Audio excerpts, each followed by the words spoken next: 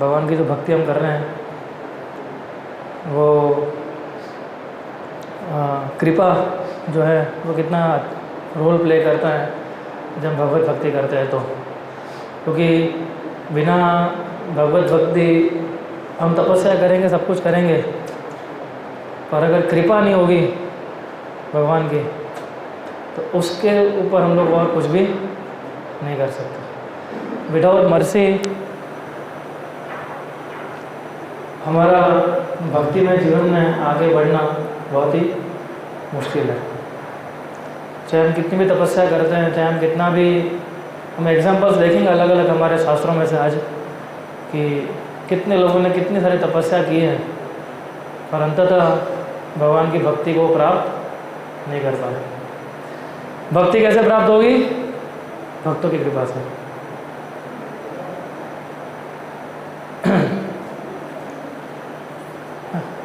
Start.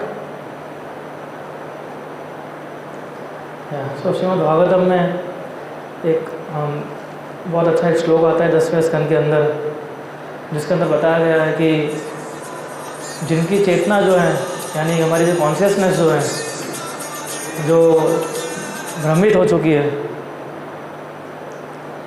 यानी illusionary, जिनकी जो चेतना है यानी कॉन्शियसनेस जो है वो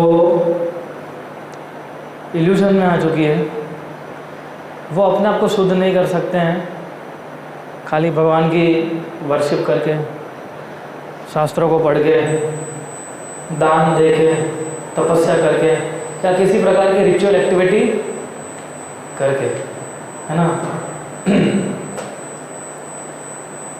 तो ये सब चीज़ें करने से जो इल्यूजनरी व्यक्ति है उसकी चेतना नहीं बदल सकती। वो कैसे बदल सकती है? कि जिन्होंने पावरफुल भगवान की ग्लोरी सुनी है और जिन्होंने पावरफुल भगवान के नामों के ऊपर श्रद्धा है, भगवान के नाम रूप गुण लीला के ऊपर श्रद्धा है, उनकी चेतना जो है वो सुधर सकती है ना। अगर किसी के पास कोई बड़ा क्वालिफिकेशन नहीं है, हम बोलते हैं कृष्ण भक्ति के लिए कोई क्वालिफिकेशन की ज़रूरत नहीं पड़ती हमें, है ना। आई हैव सीन डिवोटीज, हमारे गुजरात में एक भक्त है जो केवल 4वीं पुस्तक पढ़े है ना, टिल 4th स्टैंडर्ड, कितना 4th स्टैंडर्ड की पढ़े वो, है ना। वो ब्रह्मचारी है, अभी काफ़ी वरिष्ठ ब्रह्मचारी है। उन्होंने पूरे गुजरात में कम से कम नहीं तो 6 से 7 सेंटर खोले इस्कॉन के, सोचिए, है ना। जिनको कंप्यूटर बिल्कुल चलाना नहीं आता है वो अभी USD ले रहे हैं, है ना। वो पावर प्रेजेंटेशन बना के दिखाते हैं लोगों को। सो किसी के पास अगर ये क्वालिफिकेशन नहीं है तो भक्ति जो है हमारी इस क्वालिफिकेशन के ऊपर डिपेंड नहीं है ना। सो जैसे इवन शास्त्रों पढ़ना, कई बार का लोग शास्त्रों पढ़ने में एकदम निपुण होता है, they read scriptures very Gravely और उसमें निपुण होता है, हर एक संस्कृत के हर एक शब्दों को लेके एकदम वो हो जाते हैं। स्क्रूटिनाइजिंगली पढ़ना चाहिए, वो अच्छा शब्द है, लेकिन ज़्यादा ग्रामर में और उसमें फंस जाता है। तो हमारी जो भक्ति जो है वो ये सब चीज़ों के ऊपर डिपेंड नहीं होती ना, तपस्या से, है ना।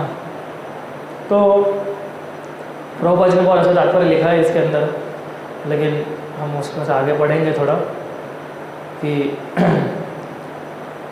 11वें स्कंद में से है ये पूरा श्लोक। हम देखते हैं कि भगवान भागवतम के अंदर बहुत सारी जगह ये बताते हैं भगवान या उनके भक्त कि कृष्ण की भगवान कौन है? केवल कृष्ण है। हमें कृष्णास्तु भगवान स्वयं। फिर सबसे पहला श्लोक जन्मादेश से आता है ना, अहम सर्वस्व प्रभो मत सर्व प्रवर्तन दे, भगवद गीता में भगवान बताते हैं ईश्वर सर्वभूता नाम हृदय देश अर्जुन तिष्ठति, है ना, कि जो सबके हृदय के अंदर बैठे हुए परमात्मा के रूप में, सूर्य सर्वभूता नाम जो सबके मित्र हैं। ऐसे भगवान की अलग अलग जगह पर अलग अलग व्याख्याएँ बताई और ये सारी कैसी है? This all are Krishna is absolute truth, वो परम सत्य है ना। इसको परम सत्य का मतलब है कि इसको कोई चेंज नहीं कर सकता है ना। चाहे रावण हो, चाहे हिरण्यकश्यप हो, चाहे कुछ भी हो जाए, लेकिन कृष्ण जो है वो हमेशा रहेंगे। वो चाहे हमसे डिस्प्लीज हो जाएंगे, नाखुश हो जाएंगे, है ना, या हमारे लिए कुछ पनिशमेंट रखेंगे वो, या हमारा प्योरिफिकेशन करने के लिए कठोर चीज़ें देते रहेंगे, है ना, जिससे हम हमारी चेतना को और शुद्ध कर सकें। कृष्ण भक्ति में आना, सबको ऐसा लगता है कि हम कृष्ण भक्ति करेंगे तो हमें सारे दुखों से मुक्त हो जाएंगे। ऐसा नहीं है, उल्टे का दुख बढ़ेंगे, तभी तुम शुद्ध होंगे। बिना दुख के हम शुद्ध कैसे होंगे?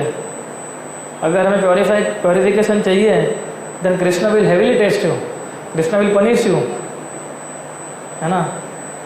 बट हर एक सिचुएशन के अंदर जो परिस्थिति है उसके अंदर कृष्णा का केवल एक ही मोटिव होता है। वो क्या है?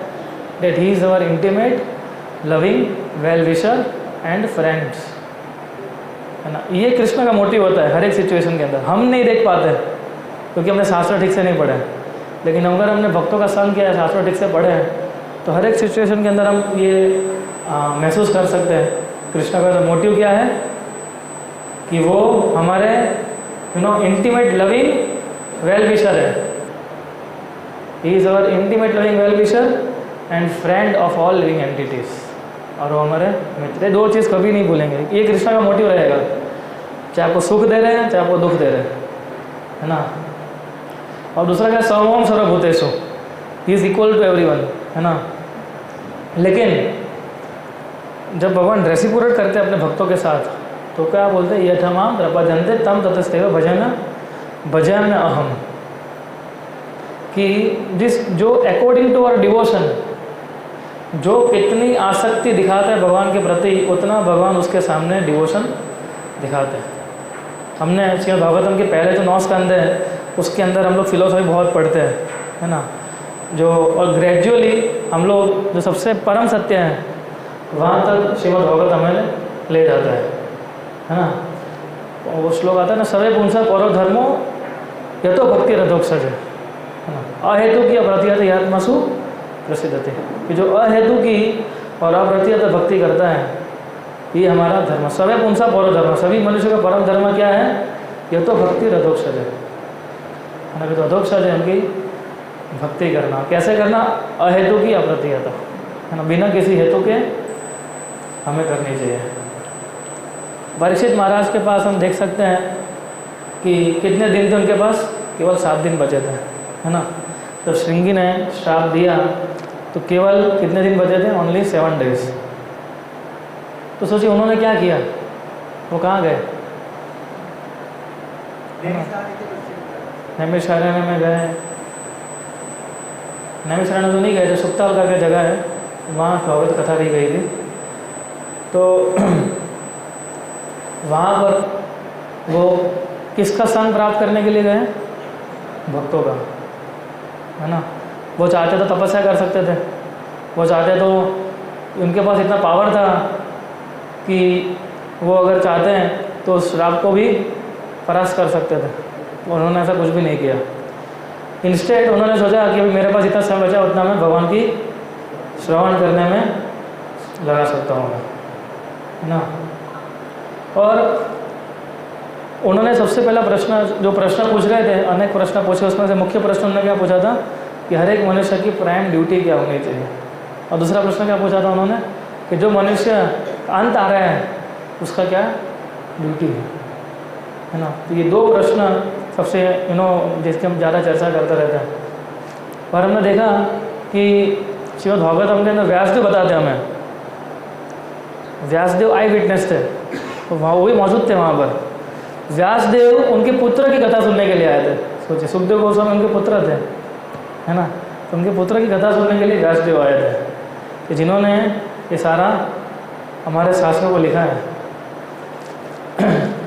तो इससे मालूम पड़ता है कि भक्तों की संगति में या भक्तों कृपा का महत्व है। हम देखते हैं हर 12 साल के अंदर प्रयाग में जो कुंभ मेला होता है ना, तो उसमें कितने सारे स्पिरिचुअल लीडर्स और अलग अलग तरह की कितनी सारी स्पिरिचुअल ऑर्गेनाइजेशन के लीडर्स आते हैं, है ना। और हम देखते हैं कि उसी प्रकार का माहौल बना था उस समय वहाँ पर सब लोग आतुर, कहाँ पर, जब परीक्षित महाराज ये कथा सुनने के लिए गए थे, और किसकी वेट कर रहे थे वो लोग? सुखदेव गोस्वामी की। सुखदेव गोस्वामी की एज कितनी थी उस समय? 16 साल की थी, है ना। सुखदेव गोस्वामी 16 साल तक माता के घर में रहे थे, और जैसे घर से निकले सीधा घर छोड़ के भाग गए, इंस्टेंट ब्रह्मचारी तुरंत ही, है ना। पीछे पीछे व्यास के भाग रहे थे, अरे बेटा कुछ तो सुन, मैं तेरा पिता हूँ, ये माँ है, कुछ भी नहीं, सीधा भागे घर छोड़ के, and he was literally running, है ना। तो और सीधा भाग के कहाँ पर आ गए? ये स्थान पर। और उस जो ऋषिगण बैठे हुए थे दूसरे, वहाँ विश्वामित्र थे, वशिष्ठ मुनि थे, ये भगवान रामचंद्र के गुरु थे ये लोग, है ना। तो वो लोग भी बैठे हुए थे वहाँ पर, है ना। कश्यप मुनि थे जो सत्युग में देवताओं के पिता हैं, right. So why they wanted to hear from a little boy? एक बच्चे से उनको क्या सुनना था, है ना। तो उनका केवल एक ही क्वालिफिकेशन था जिससे उनको भागवत श्रवण हो पाया, वो क्या था? क्वालिफिकेशन टू हियर, श्रवण करने की आतुरता। खाली उनको सुनना नहीं था, खाली उनको पढ़ना नहीं था, खाली उनको मेमोराइज नहीं करना था, उनको they wanted to hear. And दूसरा क्वालिटी था, दे हैड नो एनवी, है ना। वो किसी प्रकार की घृणा नहीं थी उनको, और इसलिए, है ना, भगवान भी बताते हैं ना इसके अंदर कि देख सकते हैं आप, भगवान अर्जुन को बताते हैं, भगवान ने क्यों अर्जुन को भगवत गीता कही थी? भक्तों से भी सखा थे, बिकॉज तुम्हारे भक्त हो और मेरे मित्र हो, and your envy is zero, that's why I am telling this knowledge to you. इसलिए भगवान ने अर्जुन को चूज किया था, क्योंकि वो उनका भक्त था और किसी प्रकार की ईर्ष्या नहीं थी, है ना। फिर सुखदेव गोस्वामी बताते कितने सारे अवतारों के बारे में, नारायण, पद्मनाभ, ब्रह्मा, ध्रुवा, प्रहलाद, है ना, सबके बारे में बताते, अम्बरीश महाराज के बारे में बताते हैं वो। और इसी प्रकार से हम देखते हैं कि भगवान धीरे धीरे 10वें स्कंद तक पहुँचते हैं, और 10वें स्कंद के अंदर सुखदेव गोस्वामी हमें डायरेक्ट भगवान कृष्ण की लीला का श्रवण करवाते हैं। तो कृष्ण की लीला सुनने से पहले इसलिए 9 स्कंद बहुत इंपॉर्टेंट है कि जो भगवान के तत्वों के बारे में बताते हैं हमें, तभी हम उस भगवान को समझ पाएंगे। फिर हमें ये प्रश्न नहीं होगा, अगर किसी ने 9 स्कंद पढ़े हैं और फिर 10वां स्कंद पढ़ता है, फिर वो प्रश्न नहीं करेंगे भगवान ऐसे रासलीला क्यों करता है, क्योंकि उसको कंसेप्ट क्लियर हो गया है पहले 9 अध्याय के अंदर, यही व्यक्ति रासलीला करने के उपयुक्त है, यही भगवान है और यही सबसे परफेक्ट है इस रासलीला को करने के लिए, है ना। तो इसलिए हम लोग देखते हैं भगवान ने, और फिर भगवान की मुख्य लीलाएं जो है ना, बहुत अच्छे से डिस्क्राइब किए, जिसमें साख्य रस उनके मित्रों के साथ, वात्सल्य रस उनके माता पिता के साथ, माधुर्य रस अलग अलग गोपियों के साथ, भगवान ने अलग अलग रस अलग अलग लोगों को उन्होंने हमें बताया इसके अंदर है। सो इसके अंदर हम देखते भगवान ने खेलते खेलते असुरों का संहार किया, है ना। भगवान ने सुदर्शन चक्र नहीं बुलाए थे, कृष्णा की आई थिंक शिशुपाल के लिए उन्होंने बुलाया था, लेकिन बचपन की लीला में भगवान ने सुदर्शन चक्र को नहीं, वो खेलते, मतलब उनके लिए मारना मतलब एक क्या हो गया था, खेलना हो गया था, है ना। कई बार बोलते हैं नाश्ते से पहले तीनावर को मार दिया, लंच के टाइम पे उन्होंने अगासुर को मार दिया, ऐसे ही खेलते खेलते मार रहे थे, है ना। और फिर हम देखते हैं कि किस प्रकार से उन्होंने, तो इंद्र था, है ना, किस प्रकार से उन्होंने इंद्र का घमंड जो था वो उतारा। एक्चुअली भगवान जब उनके भक्तों के अंदर ये सारी क्वालिटीज़ देखते हैं, प्राइड और ये सारी चीज़, तो भगवान खुद पसंद नहीं करते हैं। भगवान बोलते हैं मेरा भक्त है, और ऐसी निचली प्रकार की सोच है इसके अंदर, ऐसा तो कैसे हो सकता है, मेरा भक्त कैसे बनेगा वो फिर आगे जाके। तो फिर भगवान क्या करते हैं, इसकी परीक्षा लेते हैं हमारी, है ना, दिखाने के लिए। इंद्र को दिखाया I am the supreme person, क्योंकि मैं भगवान हूँ, है ना, महेश्वर, है ना, सारे ईश्वरों का मैं ईश्वर हूँ मैं। फिर ऐसा इंद्र ने सरेंडर किया। फिर उन्हें ब्रह्मा की मोह लीला में देखते हैं कि ब्रह्मा जी जो थे वो भी भ्रमित हो गए थे और ब्रह्मा को भी सरेंडर करवाया। सो इस प्रकार से हमने देखा कि अलग अलग लीलाएं की भगवान ने। भगवान इधर इसलिए आए थे, मुख्य कारण भगवान के होते हैं कि भगवान आते हैं, वो श्लोक है भगवत परित्राणा साधुना विनाशाय धर्म संस्थापनार्थाय संभवामि युगे युगे, है ना। तो भगवान किस लिए आते हैं? साधुओं की रक्षा करने के लिए और विनाश होगा, तो दुष्कृति ना, यानी जो असुर होते हैं उनका विनाश करने के लिए, धर्म की स्थापना करने के लिए। तो इसलिए भगवान प्रकट होते हैं। तो जब भगवान प्रकट होते हैं तो भगवान के अंश भी साथ साथ में आते हैं उनकी मदद करने के लिए, भगवान की, है ना। कृष्ण की लीला में हम देखते हैं कि अनेक बहुत सारी चीज़ें हैं, है ना। वो सारी चीज़ बताने नहीं जाएंगे अभी कि किस प्रकार से उन्होंने कितने सारे भक्तों की रक्षा की है और अलग अलग क्वालिटीज़ कृष्ण ने हमें दिखाई है। जहाँ भक्तों की रक्षा करनी, जहाँ भक्तों की रक्षा भी की है, जहाँ असुरों को मारना था वहाँ असुरों को मारा भी, और धर्म संस्थापना आता है, धर्म की स्थापना करने आए थे। क्योंकि कृष्ण इसलिए आए थे क्योंकि उनको मालूम पड़ा कि अभी धरती का भार बढ़ गया है ना। और धरती माता गई किसके पास? ब्रह्मा जी के पास। और ब्रह्मा जी और सारे देवता टोली पूरी किसके पास गई? विष्णु के पास गई। उन्होंने बताया कि अभी हमें ये दिक्कत आ रही है, प्लीज़ हेल्प अस, हमें मदद कीजिए कि इससे हम भार, ये जो धरती का भार, धरती भी भार उठा नहीं पा रही है ना। तो फिर भगवान ने बोला कि मैं स्वयं आऊँगा। तो ये सारी लीलाएं जो मैंने आपको बताई ना अभी तक, अगर किसी भक्त के मुंह से, किसी भक्त की वाणी से अगर हमने लीलाएं श्रवण नहीं की, है ना, तो फिर हम उस लीला का आस्वादन नहीं कर पाएंगे। इसलिए बहुत ज़रूरी है, इसलिए भगवान वी विल बिकम बिवल्डर, है ना, हम भ्रमित हो जाएंगे। इसलिए भगवान भगवद्गीता में बताते हैं एवं परम परम प्राप्तिम इदम राजस्वेदो। फिर बताते तद विद्धि प्रणिपाते ना परिप्रश्न न सेवाया, है ना, तद विज्ञार्थम स्वगुरु एवं भी गच्छेत।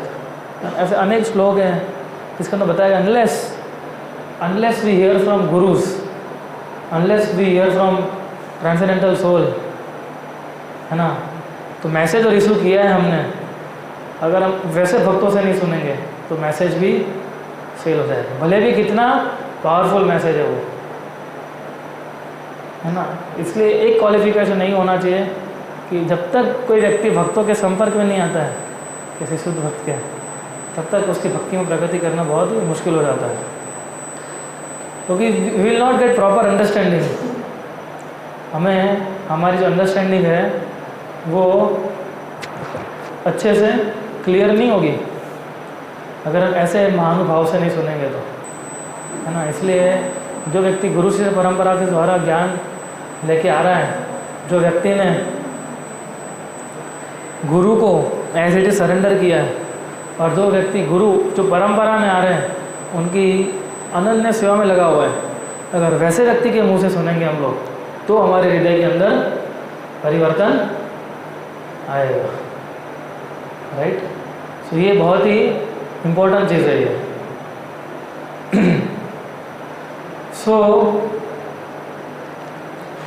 अभी भी इसलिए हमें भागवतम के अंदर भी हम अलग अलग जगहों पे सुनते हैं, है ना, और कि जब ये देवतागण भी जब इकट्ठे हुए थे तो यदु डायनेस्टी जो थी वो बहुत ही बढ़ गई थी, है ना। यदुकुल, भगवान को मालूम था कि यदु जो कुल है ना, उसको कोई हरा नहीं सकता, क्योंकि वो मेरा ही कुल है, मेरे को कौन, मेरी शक्ति जो है उसको कौन हरा सकता है? कोई नहीं हरा सकता है। अगर इनका संहार करना तो आपस में ही भिड़ाना पड़ेगा, कि आपस में दूसरों को मार सकता है, वरना इनको कोई मार नहीं सकता है ना। इसलिए भगवान ने योजना घड़ी जिससे उन्होंने नारद मुनि का अपराध कर लिया। केवल जो भक्त जो होते हैं जैसे नारद मुनि का अपराध किया उन लोगों ने, है ना, तो नारद मुनि तो समझ ही गए कि तो भगवान की इच्छा है ये, तो वो तो समझ गए कि भगवान की योजना है, इसलिए ऐसा दिखता है कि वो गुस्सा हुए हैं, लेकिन वो भगवान की योजना के कारण गुस्सा हुए है ना। जैसे ही नारद मुनि ने नल कुंवर और मणिग्रीव के ऊपर गुस्सा किया था, नल कुंवर और मणिग्रीव के ऊपर, तो गुस्सा कर्ज था कि ब्लेसिंग थी? एक्चुअली ब्लेसिंग थी ना वो, कि उनको स्वयं साक्षात भगवान के दर्शन हुए थे, राइट। सो इसी प्रकार से हमने जब भी कोई भक्त जब भी कुछ बोलता है तो हमारे हित के लिए होता है, इतना याद रखें हमेशा। That is always the blessings, चाहे गुस्से में बोले चाहे कैसे ही बोले, अगर हमारे गुरु हमें कुछ बोलते हैं वो क्या होता है, डेट इज सम और दैट इज ब्लेसिंग्स, है ना। जैसे नारद मुनि ने सारी यदु कुल को ही श्राप दे दिया था उन्होंने, क्योंकि भगवान की इच्छा थी, नल कुंवर और मणिग्रीव को श्राप दिया था, है ना। वैसे आप जितने भी श्राप दिए नारद मुनि ने, आप देख लेना, अल्टीमेटली उनको भगवान का दर्शन हुआ, है ना। तो वो श्राप नहीं था, वो तो आशीर्वाद थे एक प्रकार से। तो इसलिए समसिद्धि हरितोषणम, कि अल्टीमेटली हमारी एक्टिविटीज से हरि जो है वो संतुष्ट होने चाहिए। हरि कैसे संतुष्ट होते हैं? भक्तों की सेवा के माध्यम से, है ना। तो जब भगवान प्रकट होते हैं भूमि के अंदर, तो बहुत सारी लीलाएं करके जाते हैं, और वो लीला इसलिए करते ताकि हम लोग इस प्रकार से बैठ के उनकी लीलाओं का स्मरण कर सकें। और साथ में ऐसे भक्तों के उदाहरण भी देते हैं हमें, जैसे कुंती महारानी है, फिर ये कौन सा हाथी था वो, विच एलिफेंट, 8 कैंटो एलिफेंट, गजेंद्र है। तो भागवतम के अंदर ऐसे भक्तों की भी कथा है और भगवान की भी कथा है, राइट। तो ये हमें, जब तक हम लोग इसको सीरियसली नहीं लेंगे, जब तक हम लोग इसको अच्छे भक्तों से नहीं सुनेंगे, तब तक बहुत मुश्किल हो जाएगा इसको एक्सेप्ट करना, है ना। केवल क्या बोलते हैं, श्रीनिवताम स्वकथाम कृष्ण, कि केवल भागवतम की कथा को सुनने से ही अगर कोई व्यक्ति श्रद्धापूर्वक भागवतम की कथा को सुनता है, हाँ, केवल इतना करेगा, तो कृष्ण जो हमारे अंदर परमात्मा के रूप के अंदर बैठे हुए हैं, है ना, वो इतने संतुष्ट हो जाते हैं, इतने प्रसन्न हो जाते हैं, वो ही रिमूव्स ऑल ऑब्स्टेकल्स, वो सारे हमारे ऑब्स्टेकल जो है वो निकाल देते हैं, है ना। कौन? कृष्ण। वो हमारे सारे ऑब्स्टेकल को क्या करते हैं? निकाल देते हैं।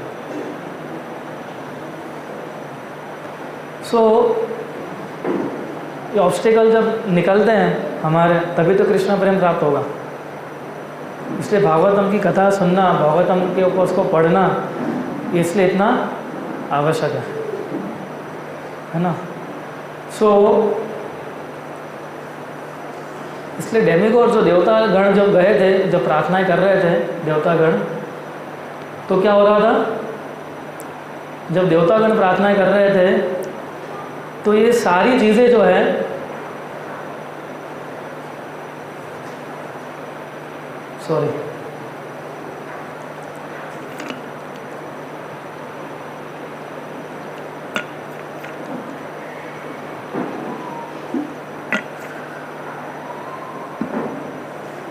तो ये सारी प्रार्थनाएं वो कर रहे हैं देवतागण, जब ये मिलने आए थे। तो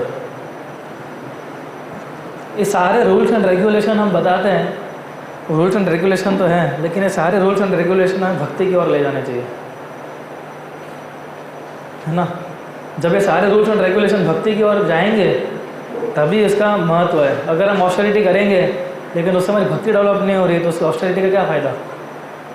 रावण ने भी तपस्या की थी, हिरण्यकश्यप ने भी तो तपस्या की थी कि नहीं की थी इन लोगों ने, लेकिन क्या उनकी तपस्या भक्ति तक लेके जा रही थी? नहीं लेके जा रही थी, है ना। तो ये जो है बहुत इम्पोर्टेंट लेसन है हमारे लिए। चैतन्य महाप्रभु ने सनातन गोस्वामी को बताया था कि कृष्ण के प्रति जो प्रेम है ना बहुत रेयर है।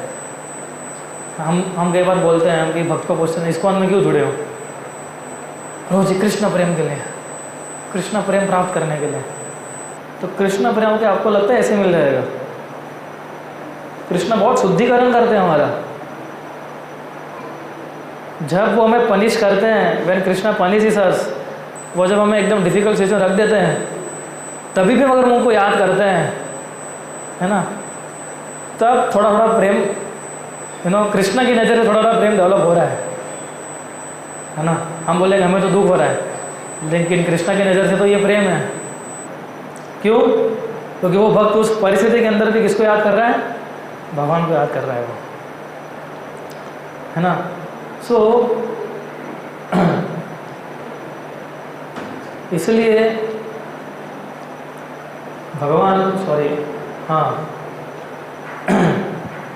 जब कृष्ण को प्रेम हम सही में प्राप्त कर पाते हैं, तो कृष्ण के सबॉर्डिनेट्स जो हैं, उनके जो भक्त हैं, तो ऑटोमेटिकली हमारा प्रेम उनके प्रति बढ़ जाता है। या वैसा वर्षा, जब उनके भक्तों को हम प्रेम करते हैं, तो ऑटोमेटिकली हमारे कृष्ण के प्रति प्रेम बढ़ जाता है ना।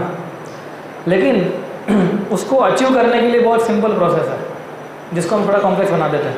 It can be easily achieved when one is sincere, serious and has no ulterior motives.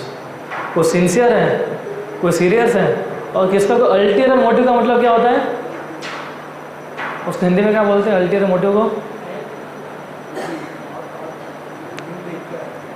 नहीं, अल्टीरियर मोटिव्स यानी दिखाना कुछ और है और मन में कुछ और चल रहा है ना। उसका मोटिव सही नहीं है, भक्ति करने के लिए नहीं आया, वो कुछ और करने के लिए आया, लेकिन दिखा क्या कर रहा है? मैं भक्ति कर रहा हूँ।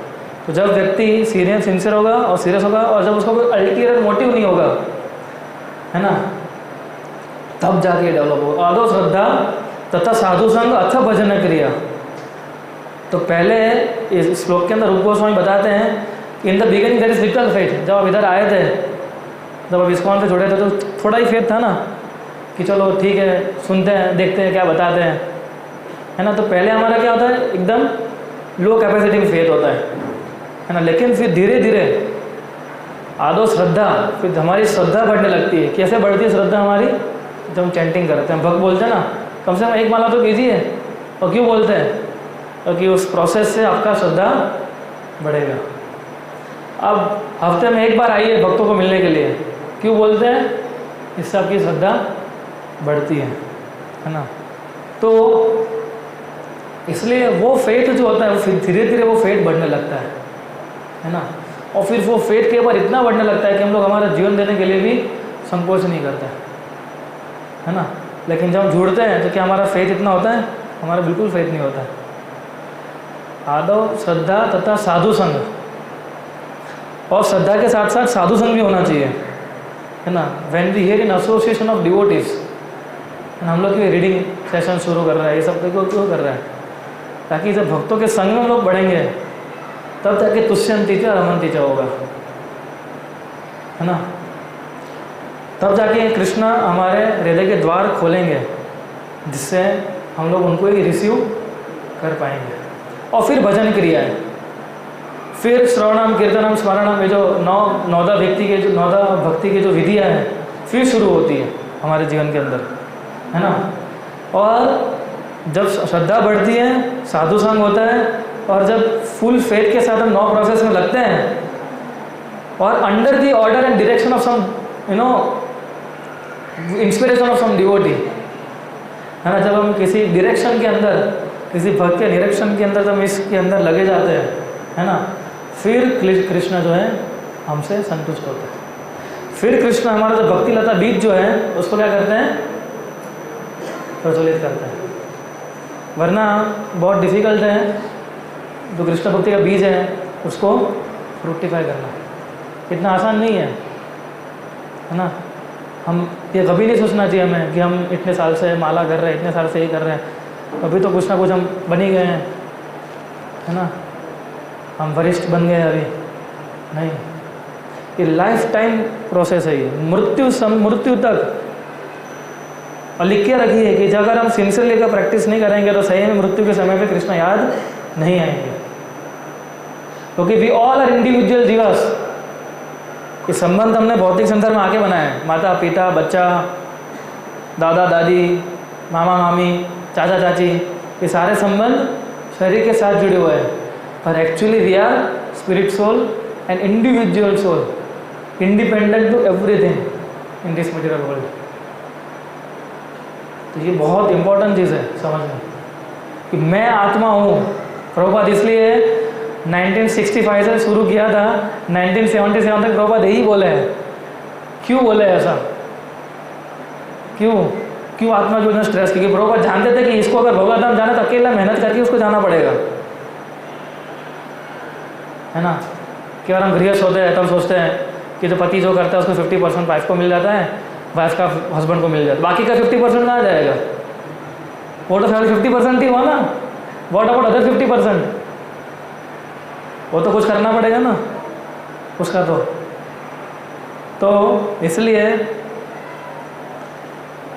ये जब हम ऐसे शुद्ध भक्तों के निर्देशन में जब हम काम करते हैं, है ना, क्योंकि क्या होता है, भक्तों ने जो हमारे गुरु होते हैं, है ना, तद विधि परिभाषित उपदेश शांति ते ज्ञान ज्ञानी न सत्वदर्शिना, उन्होंने दूर के दर्शन किए हुए हैं, उनको पता है कि आगे जाके ऐसा होने वाला है।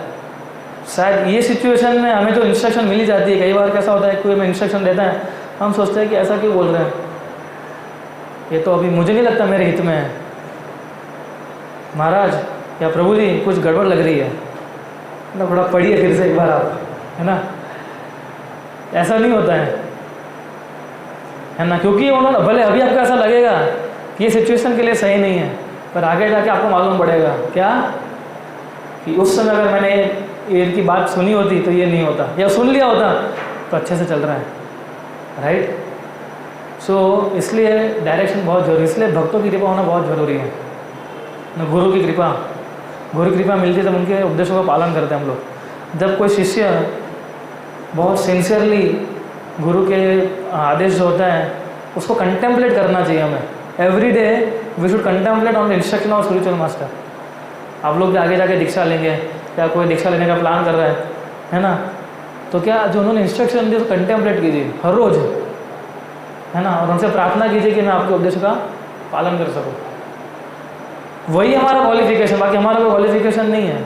हम देखो तो हमारा पुराना जीवन देखो क्या थे हम लोग, कोई लायकात थी ऐसे बैठ के हम कुछ भगवान के विषय में बोल सके? कुछ लायकात नहीं थी। हम तो यही घूमते रहते थे, कहीं भी खा लेते थे, कहीं भी पी लेते थे, किसी के साथ भी घूमने चले जाते थे, जैसी जैसी बातें करते थे, है ना। ये क्वालिफिकेशन किसने दिया है हमें? हमारे आचार्यों ने दिए, हमारे गुरु ने दिए है। इसलिए ये क्वालिफिकेशन होना बहुत ज़रूरी है कि हम लोग गुरु से, हम लोग उनके जो आदेश हैं, जो भक्त हमें सिखाते हैं, उसको हम फॉलो कर सकें। और फिर हम इस स्तर पर आ पाएंगे। कौन सा स्तर? जो जितना बताते हैं, न धनम न जनम न सुंदरीम कविताम वा जगदीश कामये मम जन्मनि जन्मनीश्वरी भवतात भक्ति रह सके। ये परफेक्शन है।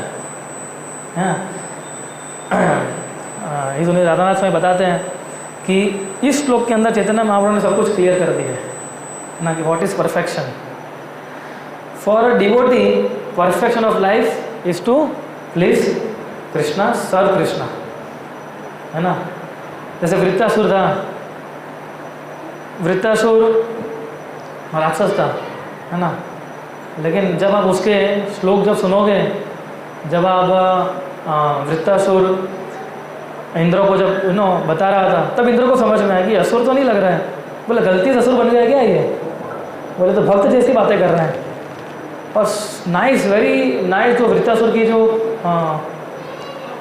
क्या बोलते प्रार्थना है हमें पढ़नी चाहिए, है ना। तो वृत्रासुर ने बोला कि भले मुझे नरक में भी जाना पड़ेगा, मैं जाने के लिए तैयार हूँ। इफ दैट प्लीजेस कृष्णा, अगर वो कृष्णा को प्रसन्न करता है तो। So to serve Krishna, to please Krishna in whatever situation he puts us in, that is the goal of devotees life. चाहे कोई भी परिस्थिति हो, है ना, कुछ भी चल रहा हो, पर मेरा गोल क्या है, कैसे कृष्णा संतुष्ट है ना। इसलिए श्लोक बताया ना, न धनम, ना मुझे धन चाहिए, ना मुझे फॉलोअर्स चाहिए, ना धनम न सुंदरी, ना मुझे कोई सुंदर स्त्री चाहिए, है ना, कुछ भी नहीं चाहिए। मुझे क्या चाहिए, मैं केवल आपके हेतु की भक्ति करता रहूँ, है ना। कुंती महारानी और जो पांडव जो थे, उनको वो अच्छा एक श्लोक आता है 8वें चैप्टर के अंदर, विपदा संतुता, बहुत अच्छा श्लोक है, जिसके अंदर बताते हैं कि कुंती महारानी के आपने हमें इतनी सारी डिफ़िकल्टीज दी है ना, तो वो क्या बताती है कि और दीजिए मुझे, है ना। कभी कुंती महारानी ने प्रे किया कृष्णा को कि हमने तो हमारा जीवन दे दिया पूरा, we give our life to you, तो फिर आप क्यों हमें इतने सालों से दुख दे रहे हो हमें, है ना। क्यों केवल भक्ति प्रार्थना करते भगवान, क्यों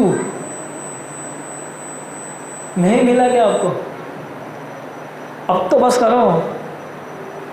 तो इधर कुंती महारानी अलग ही लेवल का बता रहे हैं हमें कि हमें और दो ऐसा, हम ऐसा प्रार्थना कभी नहीं कर पाएंगे। इसके लिए भी डेयरिंग चाहिए। लोग डेयरिंग करते हैं ना आजकल, है ना, छत से कूद जाते हैं, तरह तरह प्रकार के सेल्फी लेने के लिए कहाँ चढ़ जाते हैं। असली डेयरिंग ये है, तो कुंती महारानी ने डेयर किया है, और आने दो कृष्णा, और आने दो। She never prayed to Krishna, Krishna why you are giving so much suffering to me. तो हम बताते हैं कि devotees never prayed to Krishna, कि आप हमें सफरिंग क्यों दे रहे हो। भक्त हमें से ही प्रार्थना करता है कि आप बस कुछ भी देना हो दो, लेकिन आपकी भक्ति बचाए रखना बस, और कुछ नहीं चाहिए, है ना।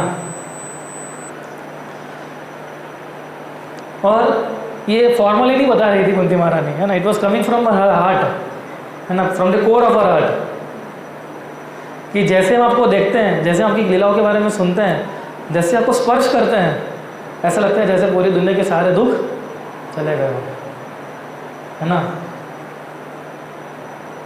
और उसके अगले श्लोक में बताते हैं कि ये जो भी मटेरियलिस्टिक लोग जो हैं, किसके पीछे भागते हैं, हम लोग को क्या चाहिए, पैसा चाहिए। हम लोग अभी किसके पीछे भागते हैं, पैसे के पीछे भागते हैं, फेम के पीछे भागते हैं, हाँ, ब्यूटी के पीछे भागते हैं, है ना, सुंदर दिखने के लिए लोग क्या क्या लगाते हैं, है ना। कई बार इतना मेकअप लगा लेते थे कि असली पर्सन क्या वो दिखता ही नहीं है ना। इतना लगा देते हैं कि मतलब समझ ही नहीं पड़ता है। मेरे साथ एक बार ऐसा हुआ था, मेरे को जब नई नई कम्युनिकेशन सेवा दी गई थी ये मीडिया वाली, तो मैं फर्स्ट टाइम किसी रिपोर्टर को मिलने गया था, है ना। तो मैंने उनको बताया कि हम इस से और इस प्रकार से अभी ऐसा है। तो मेरे उस मीडिया हाउस में केवल एक ही कांटेक्ट था, वो भी नया नया बन रहा था कांटेक्ट, तो एक ही को जानता था मैं, और वो लेडी को ही जानता था। तो मैं 1 महीने में दूसरी बार गया, उसी को ही मिला। उसको जाके मैंने क्या पूछा कि बहन कहाँ है, बोले मैं ही तो हूँ। सोचो बोला अच्छा आप है वो। तो कहने का तात्पर्य है कि लोग ब्यूटी के पीछे भागते हैं। So this things make people proud. जब हमारा बड़े खानदान में जन्म होता है, जब हमारे पास बहुत सारे पैसे होते हैं, सुंदरता होती है, ज्ञान होता है, जब हमारे पास बहुत सारा ज्ञान होता है, देन वी फील प्राउड। और एरोगेंस जो है वो हमें ले उठता है। और जब एरोगेंस होता है, फिर आप कितना भी जोर जोर से भगवान का नाम पुकारो, वो नाम हृदय तक नहीं जाएगा। आप माइक लेके चिल्ला सकते हो, लेकिन आपके हृदय आपके नज़दीक है सबसे, वहाँ तक वो नाम कभी नहीं जाएगा। ये कुंती महारानी बताते हैं, है ना। This kind of people they can not feel holy name, है ना। इसके अंदर, इसी स्पिरिट के अंदर चैतन्य महाप्रभु की बहुत अच्छी लीला है जो नवद्वीप धाम में महाप्रभु ने बताई थी कि जब महाप्रभु आप में से कितने लोगों ने महाराज की कथा सुनी थी? अभी महाराज आए थे, वैष्णव महाराज, ऑनलाइन ऑफलाइन, है ना? आप सबको सुननी चाहिए वो, रिकॉर्डिंग्स हैं यूट्यूब पे, है ना? थोड़ा समय निकाल के सुनिए उसको, है ना? और समय निकालना पड़ेगा अभी, राइट? तो समय निकाल के सारी कथाओं को श्रवण कीजिए, है ना? महाराज ने बहुत, हर एक महाप्रभु की जो लीला थी उसके अंदर इतनी सारी इंस्ट्रक्शन उन्होंने समझाई बहुत अच्छे से।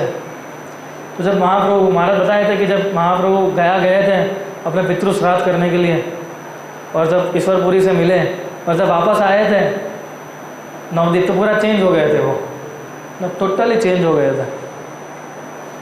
तो ऐसा परिवर्तन आना चाहिए हमारे अंदर दीक्षा लेने के बाद, है ना? महाप्रभु ने कितना परिवर्तन आया था, तो ऐसा हमारे अंदर ही परिवर्तन आना चाहिए। और हरिनाम ले भी ना, उनकी जीभ को रोकना पड़ता था तो भी नहीं रुकती थी जीभ उनकी, सोचिए, ऐसा पकड़ना पड़ता तो भी हरे कृष्ण चालू था उनका। हमारा तो हिलाना पड़ता है, उठ भाई उठ, नाम लेना है भगवान का। राइट? सो चैतन्य महाप्रभु जब श्रीवास ठाकुर के घर पे जब वापस आ गए थे, तो केवल सारे भक्तों के साथ वो नित्य नहीं करते थे, there were some chosen devotees, है ना? जब भगवान ये हरिनाम संकीर्तन की लीला कर रहे थे श्रीवास आंगन में, मायापुर में जाएंगे तो अभी श्रीवास आंगन है, तो वहाँ पर सबको एंट्री नहीं मिलती थी श्रीवास ठाकुर के घर पे, कुछ लोगों को एंट्री मिलती थी केवल, है ना? तो एक ब्रह्मचारी आया जो कि ब्राह्मण था, तो श्रीवास ठाकुर को बहुत प्लीड करने लगा, है ना? मुझे एक बार महाप्रभु के दर्शन करने दो, जस्ट वंस, है ना?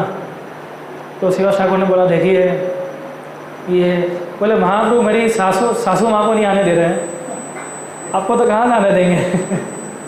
उसको भी एंट्री नहीं, मेरी सास आती उसको भी एंट्री नहीं है, क्योंकि वो क्लोज्ड फोरम था, उसमें केवल और केवल महाप्रभु के अनन्य भक्त जो थे उन्हीं को एंट्री दी जाती थी, सबको एंट्री नहीं मिलती थी। इसलिए जब नित्यानंद हरिदास ठाकुर जब घर घर जाते थे प्रचार करने के लिए, इसलिए कुछ लोग क्या सोचते थे, बोले पहले हमको उनके घर पे नहीं घुसने दिया था, अब हम इनको भी हमारे घर में नहीं आने देंगे, अब मालूम पड़ेगा इनको, देखो पहले हमको नहीं आने दिया था ना, अब हम इनको नहीं आने देंगे। तो ब्रह्मचारी जो था बहुत तपस्या कर रहा था, भक्ति से महाराज बता रहे हैं, वो समय बचाने के लिए केवल दूध पीता था, ओनली मिल्क, है ना? केवल दूध पीता था वो। सो उन्होंने बताया, ठीक है। श्रीवास ठाकुर ने फिर सोचा कि ठीक है, तुम बहुत पुण्यशाली आत्मा हो और तुमने बहुत सारी तपस्या भी की हुई है ना? तो एक काम करता हूँ, मैं तुम्हें छुपा देता हूँ, है ना? तुम मेरे घर पे आ जाओ, तुम छुप के देखना महाप्रभु कैसे डांस करते हैं, कैसे नृत्य करते हैं, हाँ ठीक है। तो छुपा दिया उसको। फिर चैतन्य महाप्रभु ने बताया कि चलो कीर्तन शुरू किया जाए। तो महाप्रभु ने सब भक्तों ने कीर्तन शुरू किया, महाप्रभु ने 2 हाथ खड़े करके डांस करना शुरू किया। फिर महाप्रभु रुक गए। महाप्रभु बोले कुछ तो गड़बड़ है, I am not feeling that ecstatic love. बोले मैं हरि नाम ले रहा हूँ, लेकिन मुझे ये प्रेम जो है ना, वो प्रेम नहीं हो रहा है, मतलब आप समझे, वो महसूस नहीं हो रहा है मुझे। फिर महाप्रभु बोले ऐसा कोई है इधर जिसको नहीं होना चाहिए?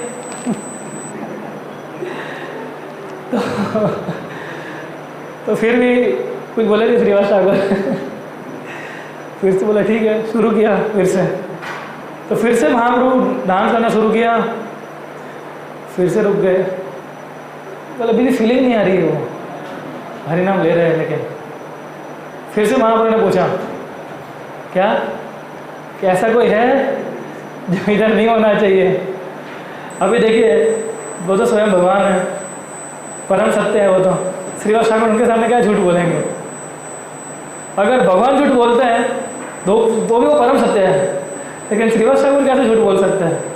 तो उन्होंने बताया कि श्रीवास ठाकुर बोले इधर कोई नास्तिक व्यक्ति कोई नहीं है, आप चिंता मत कीजिए। वहाँ तो मैंने पूरा उसका बायोडाटा पढ़ लिया था, ऐसे एंट्री नहीं दी मैंने, पूरा मतलब वीज़ा पेपर पूरा देखे फिर उसको एंट्री दी है। इसलिए नास्तिक तो नहीं है, वो तपस्वी है। वो पहले बोला ना नास्तिक है ना इंद्रिय भोग करने वाला है, ये भी बोला उन्होंने। ब्रह्मचारी था ना, कहाँ इंद्रिय भोग करेगा, राइट? वो भी नहीं है। लेकिन एक ब्रह्मचारी है जो केवल दूध पीता है, महाप्रभु ओनली मिल्क, बहुत तपस्या करता है वो। फिर महाप्रभु बहुत गुस्सा हो गए, ही बिकम वेरी एंग्री, और उन्होंने तुरंत ऐसे उठाया, निकल जाओ इधर से, गुस्से में बोला भागो इधर से। मैं वैसा गुस्सा नहीं दिखा पा रहा हूँ महाप्रभु जितना, पर इतना ज़्यादा गुस्सा में बोले थे, get him out of here, he has no right, he has no qualification to be here with my devotees. बोले क्या लगता है खाली दूध पीने से क्वालिफिकेशन मिल जाएगा? खाली दिन में एक बार दूध पीने से क्या लगता है आपको महाप्रभु की कृपा मिल जाएगी? राइट? फिर महाप्रभु बोले, it is not by austerities, it is not by cultivation of knowledge, it is not by yogic process, it is only by pleasing me through devotion through my devotees. ये महाप्रभु ने उसने बताया था। महाप्रभु फिर से गुस्सा हो गए, बोला निकालो उसको, नहीं तो मैं पूरे पृथ्वी को तबाह कर दूंगा, I will destroy this whole world. आप समझे, इतना गुस्सा आ गया था उनको महाप्रभु को। लेकिन जैसे वो ब्रह्मचारी बाहर जा रहा था, है ना, तो अंदर क्या सोच रहा था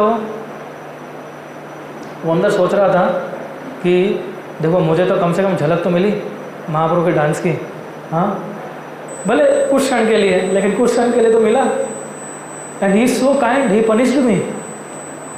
एक्चुअली जो हमारे गुरु जो हमें डांटते हैं, है ना, वैसा मर्सी लेना चाहिए हमें, है ना। तो जब हम उस मर्सी के रूप में लेंगे ना, तो गुरु हमसे बहुत प्रसन्न होंगे, है ना। तो जैसे उन्होंने डांटा तो बोले कितना, बोले इनमें से किसी को नहीं डांटा, खाली मेरे को ही डांटा। तो बोले मैं एक्सेप्शन हूँ ये कृपा केवल मेरे को मिली है, because I am offensive, because I am disqualified, है ना। नहीं तो क्या होता है, जो ब्रह्मचारी सन्यासी जो ऑस्टेरिटी करते हैं, तपस्या करते हैं, उनको क्या लगता है, मैं किधर तपस्या कर रहा हूँ, मुझे कैसे बोल सकते बाहर निकलने के लिए, खाली दूध पीता हूँ मैं, कुछ खाता भी नहीं हूँ, तो इंद्रिय भोग भी नहीं करता हूँ, ऐसा कैसे मुझे मना कर दिया, पूरा ह्यूमिलेट कर दिया मेरे को, इतने सारे, इतने पूरी सभा में बोलने क्या जरूरत थी, नहीं आता मैं, नहीं दर्शन करने थे। तो ऐसा लोग सोचते हैं, लेकिन इसने क्या सोचा, उसने तो ये हिंट है, Lord's mercy is always perfect and it is for our own well being, ये हमारी इच्छा के लिए। इसलिए वो जा रहा था, लेकिन चैतन्य महाप्रभु जब चिल्ला रहे थे तब चैतन्य अलग अलग एग्जाम्पल दे रहे थे कि गजेंद्र का क्या क्वालिफिकेशन था, वो तो हाथी था, हनुमान और सुग्रीव का क्या क्वालिफिकेशन था, वो तो बंदर थे, गोपियों का क्या क्वालिफिकेशन था, इन सबका एक ही क्वालिफिकेशन था, क्या था कि वो भगवान की अहतों की भक्ति करना चाहते थे, है ना। फिर भगवान ने देखा, क्योंकि भगवान तो परमात्मा चैतन्य स्वयं भगवान है, तो उन्होंने उसके हृदय के अंदर की भाव जान लिए, है ना। भगवान ने देखा कि उसको कितना ग्रेटिट्यूड है, his heart is filled with gratitude, right. So उनको वापस बुलाया, वापस आ जाओ। और फिर महाप्रभु ने उसका पैर जो था, उनका पैर उसके सर पे रखा, and then he got delivered. So even though he has no qualification, उसका कोई भी प्रकार का क्वालिफिकेशन नहीं था, केवल एक क्वालिफिकेशन था, क्या था कि श्रीवास ठाकुर ने उसके ऊपर कृपा की थी क्या किया था, श्रीवास ठाकुर ने उनके ऊपर कृपा की थी, बस। महाप्रभु अगर श्रीवास ठाकुर ने पास कर दिया, फिर तो मैं कौन होता हूँ पास करने वाला, पास है ऑलरेडी, भले छुपा के रखा था, लेकिन फिर भी श्रीवास है। So it is not by austerity, by knowledge, by birth. If you want to love me, it is only by bhakti, है ना। जैसे हम कुंती महारानी के क्वालिफिकेशन देखे, कुब्जा तो एकदम सुंदर भी नहीं थी, है ना, एकदम उसका कमर पूरा ऐसे नीचे हुआ था। क्या क्वालिफिकेशन था कुब्जा, कुछ भी क्वालिफिकेशन नहीं था। उसका क्वालिफिकेशन क्या था, उसे भगवान का जब भी जो हार राधा को पहनाया जाता है, वो राधा वही उसने एक्चुअल राधा को पहना दिया, जो एक्चुअल राधा थे उसको, तो उसका उद्धार हो गया। फिर जो गार्लैंड बनाने वाला था वो, है ना, जिसने कृष्ण बलराम गार्लैंड पहनाया, राइट। प्रहलाद महाराज देखिए, ऐसे अनेक उदाहरण है। गजेंद्र को देखिए, गजेंद्र तो हाथी के परिवार जन्म हुआ था उसका, तो एक हाथी था। हाथी का क्या क्वालिफिकेशन? कुछ भी नहीं। हाथी तो उल्टे इंद्र तृप्ति करने में मशगूल होता है। हाथी ऐसी प्रजाति है जिसको सी एलिफेंट चाहिए, मतलब ऐसा हम में से साथ में होती है। उसका जो झुंड होता है, पुरुष स्त्री साथ में घूमता है, इतना इंद्र तृप्ति वो करता है। लेकिन फिर भी उसके पास कोई नॉलेज था? कोई नहीं। ऑस्टेरिटी की थी उसने? कोई नहीं की थी। जटायु, वो बूढ़ा था, ब्यूटीफुल भी नहीं था, ना उसके पास धन था, वो तो एकदम गिद्धड़ की योनि में उसका जन्म हुआ था। But because of his service, because of his faith, वो आगे बढ़ पाया, है ना। जब वो मर रहा था तो ये नहीं सोच रहा था वो कि यार देखो, मैं तो सीता माता को बचाने के लिए गया था, मेरे ही पंख काट दिए उसने, है ना। तो उसने ये नहीं सोचा राम क्यों नहीं आया मुझे बचाने के लिए, मैं तो उनकी पत्नी को बचाने जा रहा था ना। तो मैं तो उनकी पत्नी को बचाने के लिए जा रहा था ना, तो बचाना चाहिए कि नहीं बचाना चाहिए राम को मुझे? तो उन्होंने ऐसा, devotees never think like that, because when they are properly, because devotees are properly situated in their consciousness, है ना। उल्टा का जाता है वो तो प्रेम से और कृतज्ञता के वश में वो क्या कर रहा था? कृष्ण का नाम सुन रहा था वो, है ना। इस प्रकार से अनेक हैं। ध्रुव महाराज का एग्जाम्पल है, प्रहलाद महाराज का एग्जाम्पल है, सावरम भट्टाचार्य प्रकाशानंद सरस्वती का एग्जाम्पल है चैतन्य चरितमृत में से। सावरम भट्टाचार्य प्रकाशानंद सरस्वती बड़े बड़े स्कॉलर थे, है ना, बड़े बड़े स्कॉलर हुआ करते थे वो। और वो तो बृहस्पति के अवतार थे सावरम भट्टाचार्य, तो सोचिए बृहस्पति तो देव का गुरु है ना। लेकिन कोई भी स्कॉलरशिप उसको कृष्ण के प्रति फेथ नहीं ला पाई थी जब तक वो चैतन्य महाप्रभु से नहीं मिले थे तब, है ना। सो आपके पास कितनी मटेरियल रिसोर्सेज हो, कितनी, कई बार हमारा क्या होता है, हमारी मटेरियल एबिलिटीज़ के ऊपर बहुत प्राउड फील हो जाता है ना, कि मैं अच्छा ओरेटर हूँ, I am a nice speaker, है ना, या मुझे श्लोक बहुत अच्छी याद रहते हैं, या मुझे संस्कृत बहुत अच्छा आता है, या मेरा ग्रास्पिंग और बहुत अच्छा है, right. Sometimes we become proud of our material resources and material abilities, right. पर वो एबिलिटीज़ और रिसोर्सेज जो है, अगर हम उसका प्राउड फील करते हैं तो फिर कृष्णा कृपा थोड़ी पीछे हटा देते हैं हमसे। Then Krishna doesn't like this, है ना।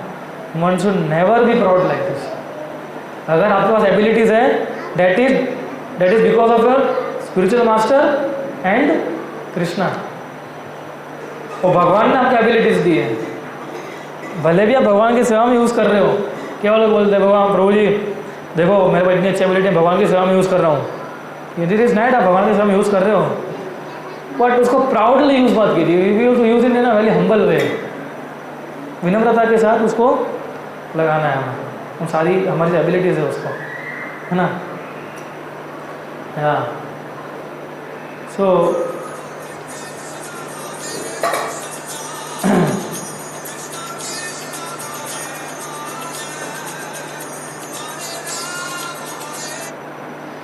तो फेथ जो है, फेथ उसी व्यक्ति को एक्सेसिबल मिलता है जो व्यक्ति महान आत्मा है उनसे सुनता है, महान पुरुषों से सुनता है, भगवान के भक्तों से सुनता है। जो व्यक्ति ये सुनता है वो इस फेथ को एक्सेस कर सकता है। वो होता है ना, आप लोग सब कॉर्पोरेट कंपनी में काम करते होता है ना, एक्सेस, है ना, पहले लेवल का एक्सेस, दूसरे लेवल, तीसरे लेवल का एक्सेस, चौथे लेवल का एक्सेस। तो एक्सेस कौन कर पाएगा? ये हाईएस्ट एक्सेस है कि जो महान आचार्यों के मुख से सुनेगा या पढ़ेगा। श्रील प्रभुपाद पर्सनली ही इन्फ्यूज्ड हिज कंपैशन। जो कंपैशन चैतन्य महाप्रभु का था, जो कंपैशन हमारे पुराने आचार्यों का था, वो सारा कंपैशन उन्होंने इन्फ्यूज़ किया था, है ना, उनकी किताबों के अंदर, है ना, और उनके आचरण के अंदर, उनके संग के अंदर उन्होंने, तब जाके पूरी मूवमेंट आज हम देख सकते हैं कि डेवलप हुई है, just by one pure soul. One pure devotee Krishna, केवल एक शुद्ध भक्त पाश्चात्य देश में गया, और जिन लोगों ने उनसे सुना, केवल सुनने माध्यम से ही वो लोग क्या बन गए थे? भक्त बन गए थे। एंड श्रील प्रभुपाद का हम ट्रबल देखेंगे तो हमें हमारा ट्रबल कुछ भी नहीं लगेगा। सीरियसली, हमें केवल ट्रबल होता है कि अरे मंदिर बहुत दूर है प्रभु जी, बहुत दूर पड़ता है। अरे प्रभुपाद अमेरिका चले गए थे, पूरा देश छोड़ दिया था उन्होंने, है ना। और ऐसी जगह पे गए थे कि जहाँ पर पूरी भौतिकतावादी का चरम सीमा हुआ करती थी वहाँ पर, ऐसी जगह पे, है ना। प्रेमीलाल अपनी अमेरिका जाके, है ना, ऐसा है कि नहीं है? अभी भी ऐसा है ना कि सुधरा है थोड़ा, बढ़ गया होगा अभी तो, राइट। तो वैसे स्थान पे प्रभुपाद गए थे। इसलिए मैं हमेशा बोलता हूँ कि हर एक व्यक्ति को प्रभु लीलामृत पढ़नी चाहिए, तो मालूम पड़ेगा प्रभुपाद ने कितने संघर्ष के साथ ये मूवमेंट खड़ी की है, कितना संघर्ष किया था उन्होंने। ऐसे बीचों में, ऐसे लोग के बीच में जाना और उनसे कृष्ण का नाम बुलवाना बिल्कुल पॉसिबल ही नहीं है ये। ना वैष्णव महाराज आए थे, वो एक स्टोरी बता रहे थे, अब फिर कभी स्टोरी लेंगे प्रभुपाद की, है ना। हर एक दिन श्रील प्रभुपाद कैसे काटते थे, है ना। कोई बार उनको कोई पसंद नहीं करता था, कुछ भी सोचे बिना प्रभुपाद खाली एक ही बस मन में रखे थे कि मेरे गुरु ने मुझे आदेश दिया है और चैतन्य महाप्रभु मेरे को हेल्प करेंगे, बस, है ना। सो इसलिए हमेशा याद रखिए कि just by this mercy of devotees is our only qualification, there is no other qualification. और ये सारी क्वालिटीज़ हमें डेवलप करनी जो हमने चर्चा की अभी तक। अभी हम लोग नई सीरीज़ शुरू करेंगे, जो क्वालिटीज़ की सीरीज़ हमने ख़त्म की है। हमने देखा विनम्रता के ऊपर, देखा सहनशीलता के ऊपर देखा, है ना। और वैष्णव महाराज ने भी एक 4 क्वालिटी को बहुत अच्छा लेक्चर लिया था उन्होंने। आप सबको ये लेक्चर सुनना है ना। ऐसा होगा तो मैं ढूंढ के भेजूँगा वो लेक्चर, महाराज के वेरी फाइनेस्ट लेक्चर। महाराज बोले कि हमें निष्ठा दिखानी होगी, दिखानी नहीं, मतलब हमें निश्चित ना होना पड़ेगा, है ना। उसी के लिए तो कृपा है, उसी के लिए तो मूवमेंट बनाई है चैतन्य महाप्रभु, है ना। जब तक हम नीच नहीं बनेंगे, अपने आप को नीच नहीं समझेंगे, जब तक हम लोग सोचते रहे कि मैं बहुत बड़ा ये हूँ वो हूँ, 30 मार खाऊँ, तब तक कृपा नहीं मिलेगी, है ना। तो बहुत सुंदर, ये सारी क्वालिटीज़ डेवलप करनी बहुत ज़रूरी है। और हमें हमेशा याद रखना चाहिए एक चीज़ कि हम इधर आए कृष्ण की प्रसन्नता के लिए, और अंत में भगवत धाम वापस आना है, बस। फिर ये जो जर्नी है हमारी, जर्नी के अंदर भले कितना भी परिश्रम आ जाए, कुछ भी हो जाए, हमें ये नहीं भूलना है ना। Thank you very much. Any questions, doubts, comments?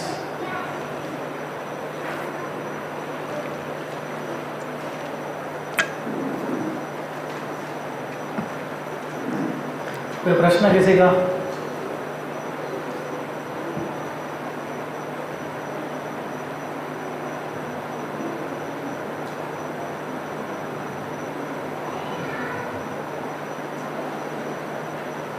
हरे कृष्णा प्रभु जी। आवाज़ आ रही है लेकिन, अच्छा आप हो? नहीं, बैठिए बैठिए बैठिए। हरे कृष्णा प्रभु जी। यस प्रभु। एक प्रश्न है कि हम आध्यात्मिक जीवन और भौतिक जीवन को कैसे बैलेंस कर सकते हैं? क्योंकि हमें लगता है कि आध्यात्मिक जीवन में आगे बढ़ने के लिए हमारे पास पर्याप्त समय होना चाहिए और एक वातावरण होना चाहिए, लेकिन ऐसा इसलिए नहीं हो पा रहा है क्योंकि हमारी भौतिक व शारीरिक आवश्यकता इतनी ज़्यादा है कि हम आध्यात्मिकता से दूर हो जाते हैं और हम उसी में लगे रहते हैं। इसको, इन दोनों को कैसे बैलेंस कर सकते हैं? हाँ, हमने पहले भी इसको प्रश्नों को लिया हुआ है, लेकिन हम हमारे भौतिक चीज़ें जो हैं उसको जितना हो सके उतना हमें क्या करना होगा, कम मिनिमाइज करना होगा, है ना। जो भौतिक क्रेविंग होती है ना हमारी, वो क्या है, कभी घटती नहीं है, वो हमेशा बढ़ती रहती है। आप कोई भौतिक इच्छा ले लो, कोई भी, आप जैसे उसकी पूरी करते हो, वो इच्छा बढ़ती है कि घटती है? बढ़ती है ना। एनी नाम, आप कोई भी नाम दीजिए, कोई भौतिक इच्छा का नाम दीजिए, हमेशा वो क्रेविंग बढ़ने लगती है। उसका स्टॉपेज क्या है? उसको रोकना, उस क्रेविंग को। इसलिए प्रभुपाद बोले simple living and I thinking, सादा जीवन जीना हमें सीखना चाहिए। वरना क्या है, भौतिक, देखिए धन एक ऐसी चीज़ है कि जो हमेशा हमें ललचा रखेगी, है ना, और थोड़ा बढ़ जाए, और थोड़ा बढ़ जाए। फिर हम क्या सोचते हैं, जब भक्त बन जाते हैं क्या सोचते हैं, मैं तो इसको कृष्ण की सेवा में लगाऊंगा और कमाऊंगा, जिससे ज़्यादा मैं कृष्ण की सेवा में लगाऊंगा, और कमाऊंगा, उसको ज़्यादा मैं कृष्ण की सेवा में लगाऊंगा, बहुत सारा कमाऊंगा, बहुत सारा कृष्ण की सेवा में लगाऊंगा। लेकिन कृष्ण की सेवा लगता कितना है फिर? तो एक बार धन हाथ में आ जाता है, फिर हमें लगता है कि नहीं कृष्ण एक काम कर, आपको बाद में देता हूँ, थोड़ा अभी, है ना, थोड़ा एंजॉय करना कर लेता हूँ, राइट। तो बहुत, इसलिए चंचल क्यों कहा गया है उसको, है ना। तो सबसे चंचल चीज़ है वो, है ना। तो उसको हमें नियंत्रण में लाना पड़ेगा, तब जाके थोड़ा बैलेंस हम आध्यात्मिक जीवन कर सकते हैं। इसलिए टाइम देना पड़ेगा ना, कि भाई ठीक है, मैं भौतिक चीज़ों के लिए 10 घंटा दूंगा तो 10 घंटे दूंगा, बाकी के जो घंटे हैं वो मैं स्पिरिचुअल लाइफ को दूंगा। टाइम बैफरगेट करना पड़ेगा हमें, बिना टाइम बैफरगेट किए, एटलीस्ट इन गृहस्थ जब तक टाइम को बैफरगेट नहीं करेंगे तब तक वो कहीं बैलेंस कर ही नहीं पाएंगे। हर एक गृहस्थ को मैं हमेशा बताता हूँ, जब कोई मिलने आता है, पर्सनली मिलने आता है या ऐसे ही, मैं बोलता हूँ कि आपका टाइम जो है उसको बैफरगेट कीजिए कि इतना समय मैं इसमें बिताऊँगा, बस दैट्स इट, बाकी ख़त्म। बाकी का समय मैं भगवान का नाम लूँगा। तो ये हमें आना चाहिए करना, फिर हम बैलेंस कर पाएंगे, ठीक है ना। गुड। और क्या प्रश्न किसी का? हरे कृष्णा। जैसे आपने बोला इंडिविजुअल है, जैसे आपने एग्जाम्पल दिया हमारा हस्बैंड वाइफ को उसकी मदद कर दिया था, माँ बाप को भी।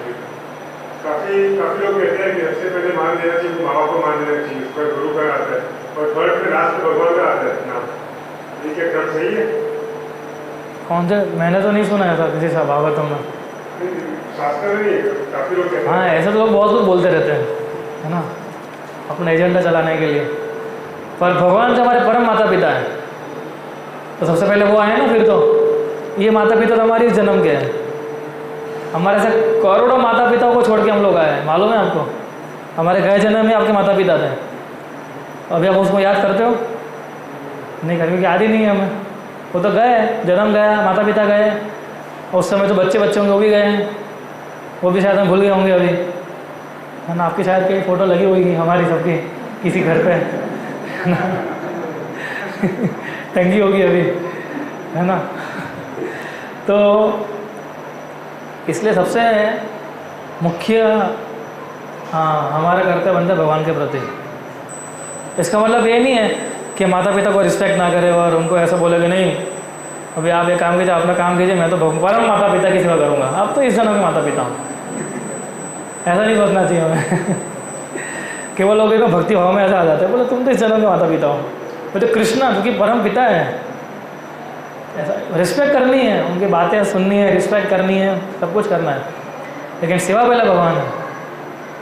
आप समझे ना, कृष्णा सुप्रीम परफेक्ट, उससे ऊपर कोई नहीं है। लेकिन जब अगर कोई कृष्णा भक्ति करेगा ना, तो ये दो चीज़ ऑटोमेटिक हो जाती है। अगर सही में कोई कृष्णा की भक्ति अच्छे से करता है तो अपने माता पिता का ध्यान भी रखेगा और गुरु की सेवा भी करेगा, राइट। अगर वो माता पिता की सेवा नहीं कर रहा है और गुरु के आगे का पालन नहीं कर रहा है, मतलब वो कौन सा प्रकार का प्रेम कर रहा है कृष्ण को? वो तो फिर दिखावा हो गया। तो कृष्ण भक्त होता है वो तो हमेशा अपने डिपेंडेंट्स होते हैं, उनका ध्यान रखता है, क्योंकि उसके अंदर इतना कंपैशन होता है, ऑटोमेटिक आ जाता है। वो तो नहीं आ रहा है मतलब गड़बड़ है उसके अंदर, भक्ति के अंदर, है ना। ठीक है, और एक क्वेश्चन ले सकते हो, और एक एनी क्वेश्चन फ्रॉम माता जी?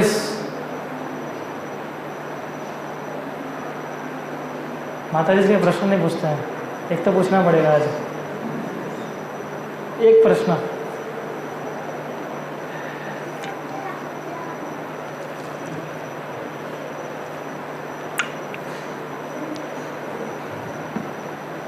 ठीक है, सो हम लोग इधर क्लास को एंड करते हैं। Thank you very much. Srila Prabhupada की